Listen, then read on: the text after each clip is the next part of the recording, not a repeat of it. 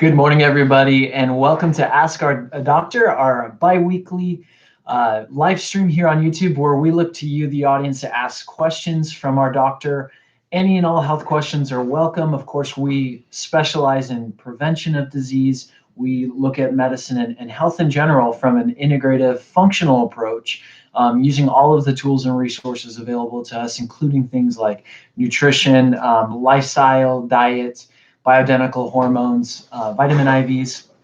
I'm here with Dr. Ellithorpe, our medical director and founder at Tustin Longevity Center, who's been practicing medicine as long as I've been alive and very experienced in the coming from the Army emergency room, healthcare flight surgeon, and then moved her way over the course of her professional career into prevention, because that's where she felt more attention, more education was needed. And that's why we're here today. We're here to educate and inform you.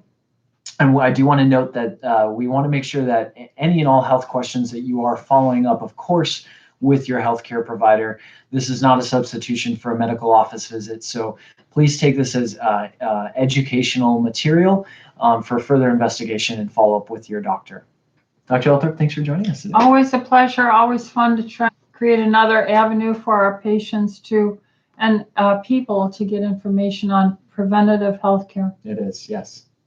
All right, and there's a couple of ways that you can interact with us. Of course, you can email your questions into us. We look for questions in between these, and I put those together, and we'll ask those on a following live stream. Our email address here at the office is office, OFFICE, at tlcdoctors.com. That's office at tlcdoctors.com. Just please put in the subject line Q&A for YouTube live stream questions, something along those lines, and those emails will be forwarded to us, and I'll ask them on the following episode. The preferred way to interact with us live is to use YouTube. The chat section here is off on the side of the video. You have to be logged into YouTube to use that. But once you're logged in, you can start posting your questions there in the chat. I am monitoring those questions, and I will pass those questions along to the doctor. Very good. Where should we start today? Well, do we have any email questions? We do, yes. We've got a couple email questions, and I see we're getting some chats coming in. All right, the first of our email questions comes to us from Patricia. And Patricia says, "Thank you as always for taking this time for us. You are forever appreciated. My adult son just home tested positive for COVID. Neither one of us took the shot. I heard you say that we will probably all eventually come down with this virus, so we are somewhat relieved that he will have the natural immunity. I would also love to have that natural immunity, and wondering if it wouldn't be such a bad idea to expose myself to him. What are your thoughts on this?" I think we should all live our lives in the manner that we have been living them for so many decades. For 40 years, I've been practicing, 20 of them here, and I have been talking about preventative medicine and a healthy lifestyle. The best you can do in life is to live a healthy lifestyle and then enjoy your life. Even your attitude about each day, the gift of life God gives us, and enjoy it. So 10 years ago, the flu went around. It goes around every season, and we are all careful. If you have runny nose, coughing, fever, to self quarantine yourself, not come to work, not go to school, and take care of yourself. So I am looking at this virus that is going around as a completely and likely survivable phenomena. If you are 20 or under, you have a 99.99 something survivability. If you're 40 and under, you have a 99.98 survivability. If you're 60 and under, you have a 99 point, maybe 7%. And if you're 70 and above, you have a 99.5%, survivability. So the point is, why are we all so afraid? There were no more deaths from 2019 to 2020. So the total mortality was the same as it was as years. And in fact, it was slightly less compared to the 2019 season.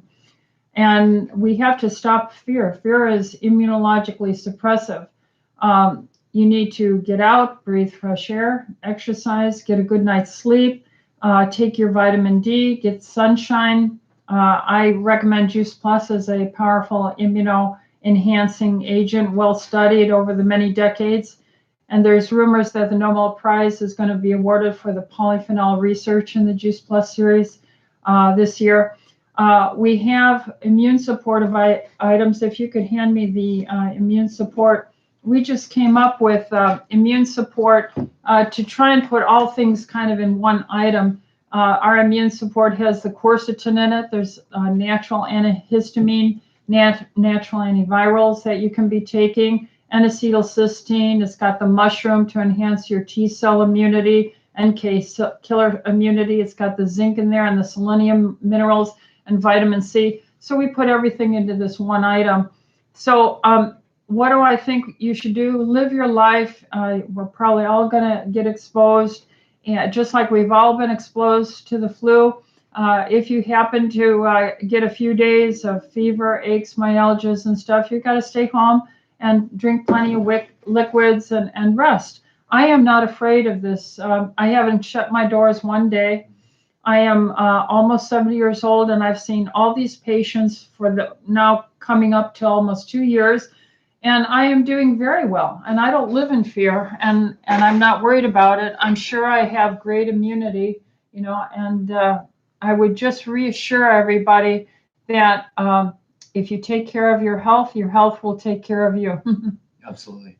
My wife got sick with COVID in 2019, right after having our baby, and she stayed home, obviously, but she's young and she did well. We had a newborn baby at the time, and back in early 2019, we were trying to be a little cautious, but not overly cautious. I would go into the room, bring her food, but me and the baby slipped out of the room. But I wasn't avoiding her, going on with our life, and our whole family did well. She's the only one that got sick. I don't even know if the virus passed to me or not, but I honestly, if we didn't have a title for it, I don't even know if we would have acted any differently.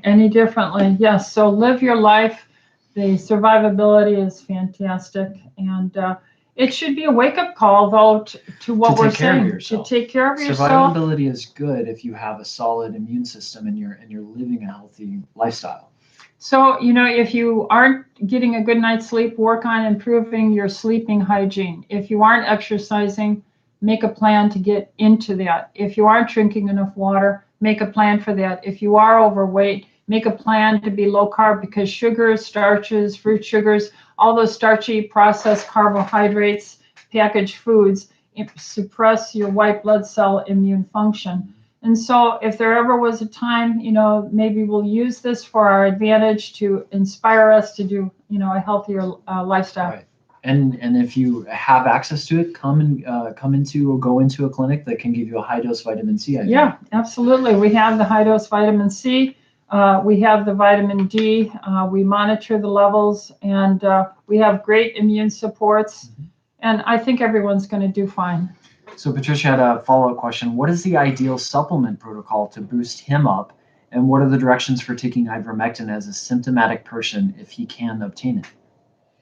I'm in favor of using all safe mechanisms we have available to us, therapies. Ivermectin is one of them.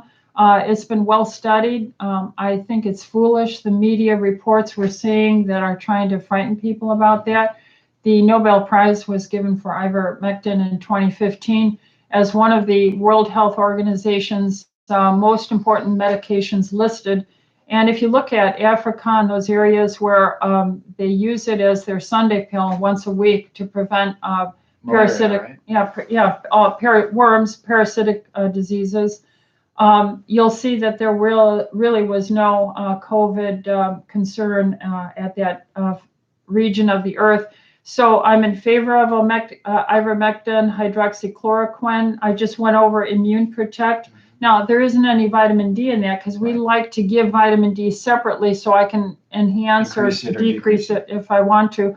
So if he's a healthy young male, I would give at least 10,000 vitamin D every day. We do have a 50,000 vitamin D3 that you can take one a day for just 5 days, just to immediately boost yourself up. And then you could settle down at the 10,000 vitamin D once a day. And so I think with that and what we put in Immune Protect, I think you'll do quite well. Okay. How about any specific directions for taking ivermectin? How, when? I know it's based on weight. Yeah, the general rule is now recommended by the FLCCC group, flccc.net. They are recommending that you use ivermectin once a day for 5 days. It comes normally as a 3 milligram tablet.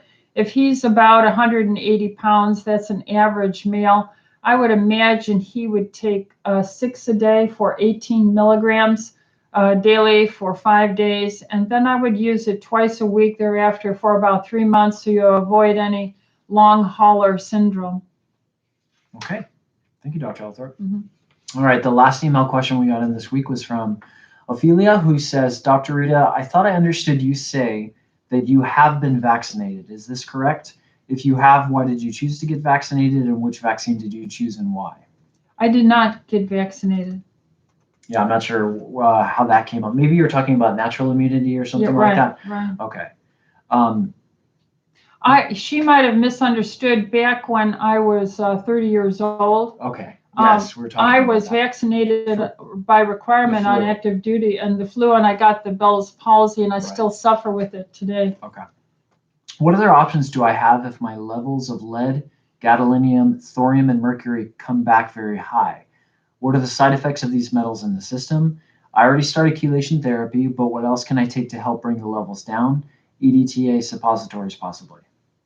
And then she says, thank you for your knowledgeable advice and love you have for your patients.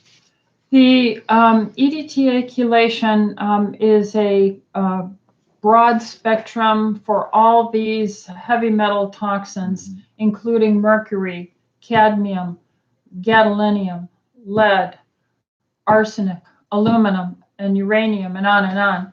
So this is why I've chosen to use this, because of its broad spectrum nature.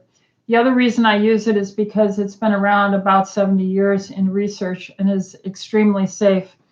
As far as diet or what else can you take, there is high-dose vitamin C has some modest chelating abilities. There are certain herbs like chlorella and garlic that have modest chelating abilities. There are over-the-counter oral EDTA supplements that will primarily just bind what you're eating, so your absorption from your daily consumption will diminish. We worked on creating the EDTA suppositories. You would have to see a physician to have that prescribed for you. Cilantro is another herb that has been associated with having chelating abilities for heavy metals. Fulvic acid. But really, I mean, if you're doing IV chelation and or EDTA suppositories, that is the best broad spectrum approach. These other things you're mentioning aren't really going to come close to that. No, not at all. But they might modify maybe the amount in your daily eating where you're bringing these in. So if you really want to reduce your total body stores, you have to do something aggressive like IV EDTA chelation therapy for a series, do pre and post challenges to look at the levels. The EDTA suppositories, it takes about 3 suppositories, 1,500 milligrams each, to equal about the effect of 1 IV. Okay. And other than that, I would just look at my lifestyle and consider what is my exposure. Where could I be accumulating heavy metals, and living a lifestyle that is as much as possible free of toxins. Well, one of the things that's happening is we're going to the doctor too much for minor things, in my humble opinion, after 40 years of experience. And the doctors are ordering a CT scan, an MRI for anything, rather than studying the patient, learning the patient, following the patient.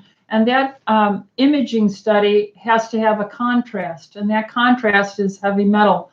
And the more MRIs and CT scans that you're having in your lifetime, the more you're going to have a problem with bioaccumulation of heavy metals. Correct. So I'm not saying don't use it when necessary. I think they're much like, remember, everyone was getting a C-section, and there was a lot of uproar about too many C-sections for delivery, for the convenience of the doctor and timing.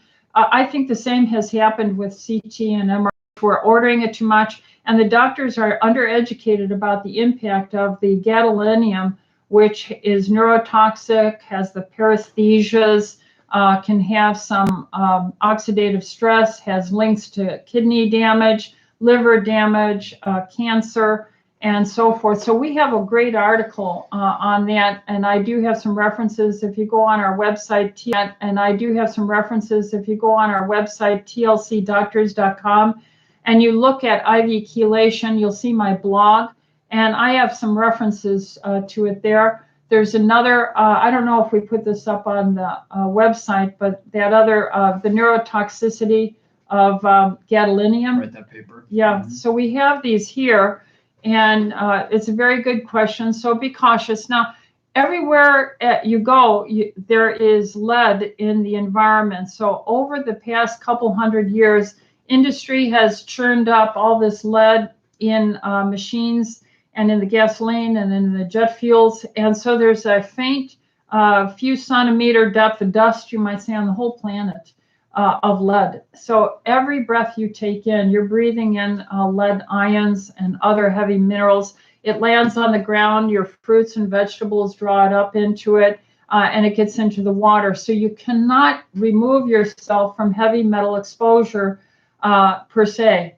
Of course, you would not want to have lead-based paint chips. You wouldn't want to have working with ceramics that have lead in it and things like that. But that's the rarity. Okay, everybody's breathing it in, and we're mostly getting this from our daily living and too many of those scans. Okay, let us turn to the chat section here. And it looks like I have a question from Anna. She says, I was diagnosed with S.J. Rogren's autoimmune disease. Sjogren's. And doing research on my own. I have not found the root cause, and I also understand there is no cure. Are you familiar with this autoimmune disorder? Mm-hmm. Sjogren's is an autoimmune disorder whose etiology or cause is not known. We in the functional world, in the complementary alternative natural world, believe this is from the environment, from leaky gut, and then an autoimmune attack on your body. Your blood type matters, your diet matters, and your age matters. One of the things about it is it's a connective tissue which can make you have tight skin, and this will affect heart and breathing and stuff like this, fibrous material. So EDTA chelation helps the microcirculation. If you get a food allergy test, you get your stool test done, you take anti-inflammatory systemic enzymes, you drink enough water, you have a exercise program, good sleep at night. Then with enzymes and chelation for microcirculation, eliminating food allergies and taking healthy fats in your diet, these kind of things, along with, we also believe natural hormones are very helpful. So I would encourage her to go see a complementary or a functional medical doctor familiar with this new way of looking at autoimmune diseases so that she could work on that. Okay. Richard says, please share whether the science that supports Juice Plus is a science on the ingredients or science on Juice Plus itself after all the processing. Good question. It's on the Juice Plus itself. So all these studies have taken the actual whole food concentrate. So really, Juice Plus is not a vitamin. Right. It is a food concentrate. And so they'll take the fruits, the berries, and the vegetables. And then all the studies that have been done on it, and there's about 42, including one of mine, that we did with it. It was on the product itself. So if you look at the DNA damage studies, you'll see that using the product itself reduced the DNA damage, and there's several studies on this. I know of no other nutraceutical out there that has DNA damage studies on it that are so favorable or ever done before. Then you have antioxidant assays, you have immune enhancing research studies on it, you have insulin sensitivity studies, you have quality of life cancer management studies. So this is actually on the product itself. The question is a keen observation, though, because to the point, a lot of when a company comes out with a supplement and they put it on the shelf, right. They'll tout research about vitamin A or methylcobalamin or some other ingredient in there and how that has been shown to do X, Y, or Z. Yes. Not necessarily on that product. They're Exactly. just borrowing research on an ingredient in there. Right. Versus all of the research that's been done and published on Juice Plus has been on the actual product itself. Yeah, that's why I take it. And I'm now on it maybe 23 years, and I would have to say part of, I think, my resilience and energy and slower aging is probably due to that. Yes. Okay. I understand that pine resin, turpentine, and/or pine needle tea is a natural alternative to ivermectin if it cannot be obtained. Yeah, there is. What is the name of it? I'm not gonna pronounce the word right. White pine needle extract has SH something molecule in it. I can't recall exactly what the name molecule. It's an extract from the white pine needles.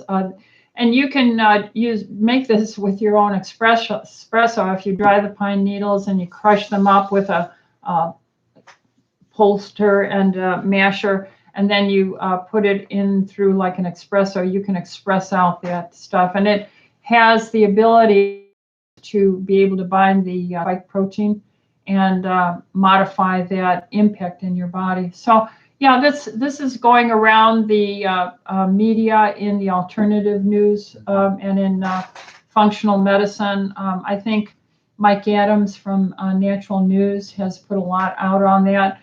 He's on Brighteon on Rumble or something like that. So he's the one who's promoting this. Okay. And I think he has his own nutrient and food assay. He's a scientist, and I think he's making something like that available. Okay. So I think there's some valid research in it. Do I feel a pressure for my patients to have to get it? No, because I think quercetin has been so well studied. I think we work with high quality companies like Orthomolecular. So the quercetin I take, I think has kept me well. And the chelation I do, I think helps remove spike protein if it's there. The systemic enzymes, the water, the low carb diet, the fastings, things like this. So it's intriguing, it's interesting, but God has made many, many elements that are very valuable to us, and we just haven't discovered them all. So this is one of them. I always like the idea that if you looked at an apple and you tried to say, what are all the biochemical molecules in one apple?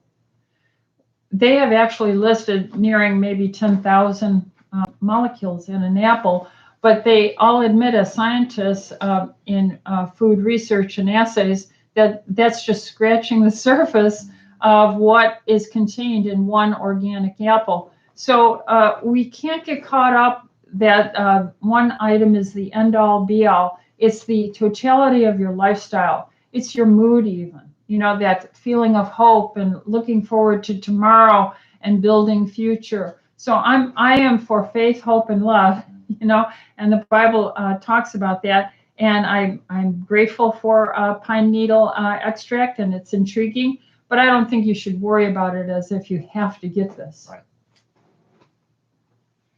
Okay, I have Hashimoto's and taking levothyroxine.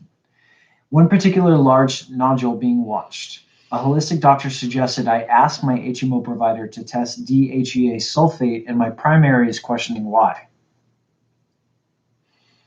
Well, DHEA is a breakdown product. When you're eating food, cholesterol, it's broken down through hydrolysis, digestion into pregnenolone and DHEA.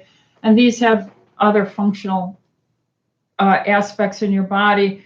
And one is to enhance your immune system. DHEA has always been associated with helping the adrenal gland, supporting a good immune system. If you have a high adrenal gland stress, that suppresses your immune system. We all know steroids do that, and cortisol is a steroid.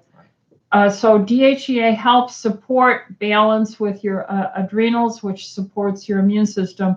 So you can make a link in biochemistry to many, many things. The relationship between that and Hashimoto's is, a stretch.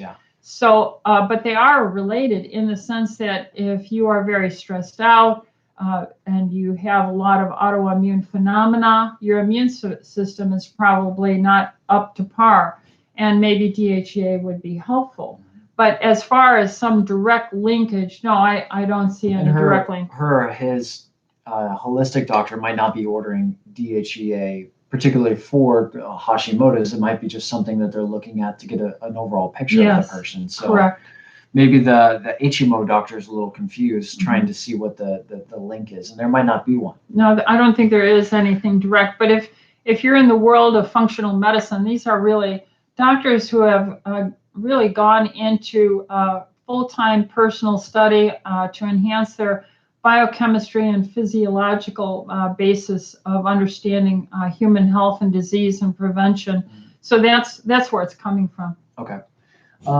I also see here the levothyroxine. That is just the is the T4? T4. Right. And Dr. Merrick wrote a really great letter to her colleagues, other physicians, because this comes up a lot when our patients go to see their primary care doctor and they question, why are we putting patients on a more natural or desiccated whole thyroid supplement versus levothyroxine or similar, right? Right. And you